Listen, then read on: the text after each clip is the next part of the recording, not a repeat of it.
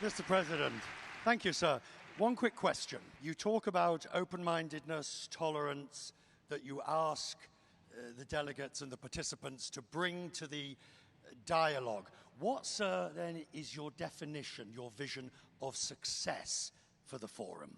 From my perspective, we need to look deeper into the nutshell of problems that we have nowadays, the problems that shadow the livelihoods of human beings.